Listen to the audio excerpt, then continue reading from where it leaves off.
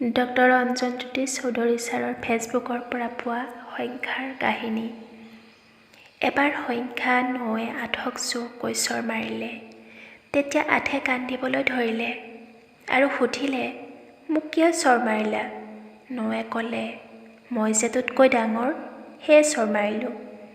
সেই কথাখিনি শুনাৰ লগে লগে ৮ সংখ্যাটোৱে ৭ক মাৰিলে আৰু ৯য়ে কোৱা কথাখিনিয়ে ক'লে এনেকৈয়ে।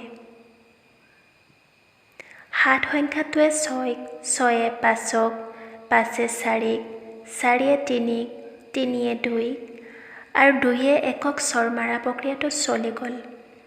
এতিয়া ১ সংখ্যাটোৱে কাক চৰ মাৰিব? ১ৰ তলততো শূন্যহে আছিল, কিন্তু ১এ তাক চৰ মৰা নাছিল। মাথো মৰমেৰে উঠাই লৈ তাৰ কাষত বহুৱাই ল'লে আৰু যেতিয়াই বহাই ল'লে তেতিয়াই তাৰ শক্তি দ হৈ পৰিল আৰু ৯ৰ অৱস্থা বেয়া হৈ গ'ল। জীৱনত কোনোবাৰ সংগই যথেষ্ট, কান্ধত কাৰোবাৰ হাতখনেই যথেষ্ট। দূৰত থাকক বা ওচৰত, একো প্ৰভাৱ নপৰে। মূল্যৱান আৰু সঁচা সম্পৰ্কৰ মাথো অনুভৱেই যথেষ্ট। কেতিয়াও কাৰোৱে অসহায় বা দুৰ্বলতাক লৈ নাহাঁহিব, কিয়নো কোনেও অসহায় বা দুৰ্বলতাক কিনি লৈ নাহে।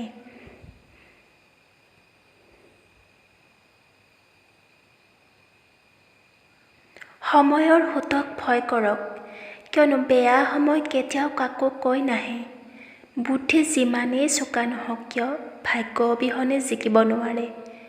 বীৰবল বহুত বুদ্ধিমান আছিল, যদিও তেওঁ কেতিয়াও বাদশ্বাহ হ'ব নোৱাৰিলে। আপুনি নিজেই নিজক কেতিয়াও সাৱটি ধৰিব নোৱাৰে আৰু কেতিয়াও নিজৰ কান্ধত মূৰটো থৈ কান্দিব নোৱাৰে। ইজনে সিজনৰ কাৰণে জীয়াই থকাৰ নামটোৱেই জীৱন। সেয়া সময়ত তেওঁক দিয়ক যিয়ে আপোনাক হৃদয়েৰে বিচাৰে। সম্পৰ্ক টকা পইচাৰ বান্ধোন নহয়, কিয়নো কিছুমান সম্পৰ্কই লাভাংশ নিদিয়ে, কিন্তু জীৱন নিশ্চয়কৈ চহকী কৰি তোলে। আপুনি চাইকেল চলাওক বা বাইক চলাওক বা BMW কাৰ চলাওক, ৰাস্তাটো একেটাই থাকিব। আপুনি 4G মোবাইলৰ পৰা জিঅ' চিমেৰে কল কৰক বা নকিয়া 1100 মোবাইলেৰে কল কৰক, কথাখিনিতো একে শুনিব। সকলোবোৰ একেই, কিন্তু সকলোৰে পদ্ধতিবোৰ সম্পূৰ্ণ বেলেগ বেলেগ হৈ পৰিছে। সেয়ে জীৱন জুখিবা হাঁহিৰে। এনেধৰণৰ নতুন নতুন ভিডিঅ' পাই থাকিবৰ কাৰণে মোৰ চেনেলটো ছাবস্ক্ৰাইব কৰিব। যদি ভিডিঅ'টো ভাল লাগিছে শ্বেয়াৰ কৰিব, লাইক কৰিব। ধন্যবাদ।